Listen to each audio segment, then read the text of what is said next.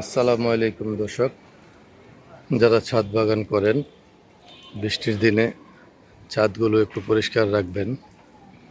এই যে দেখেন, আমি আমার ছাদ বাগানে এই যে লেবু গাছটা, হ্যাঁ, অনেকগুলো লেবু হয়েছে এখানে। বেশ কিছু লেবু আমি প্রায় বছরখানি যাবৎ কোনো লেবু কিনি না এই গাছ থেকে। মাসাল্লাহ অনেক লেবু হয়।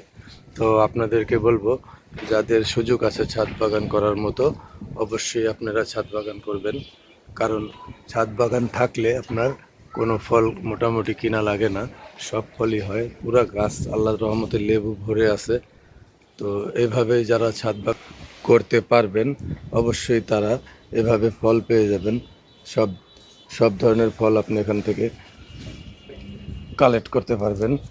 দেখতেই পারতেছেন খুব সুন্দর, মাশাল্লাহ অনেক ফল আছে ছাদে। আমি এখন একা ভিডিও করতেছি, যার কারণে ফলগুলো আপনাদেরকে সব দেখাইতে পারতেছি না।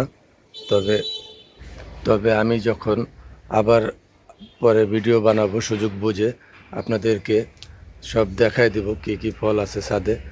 মাশাল্লাহ অনেক ফলই ছাদে হয়। যদি আপনারা কষ্ট করেন, কষ্ট করলে এ ধরনের ফল আপনারা সবসময় পেয়ে যাবেন ছাদের উপরে। তো ম্যাক্সিমাম গাছই আপনারা লাগাতে পারবেন ছাদে। আমি অনেক ছোট্ট ছাদ, কিন্তু তারপরে বেশ মাশাল্লাহ আমি অনেক কিছু গাছ লাগিয়েছি। এই যে এখানে দেখতে পারতেছেন কি সুন্দর সবেদা আছে। এই গাছটাতে অনেক সবেদা হয়, খুবই মিষ্টি। এখানে যদি দেখেন আরেকটা ফল আছে,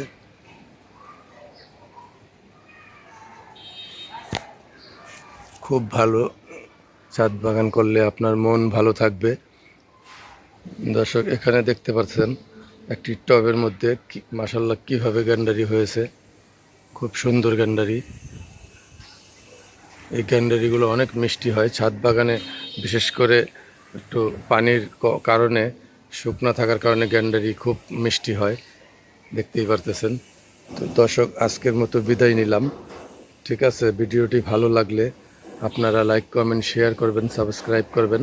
ধন্যবাদ। আসসালামু আলাইকুম।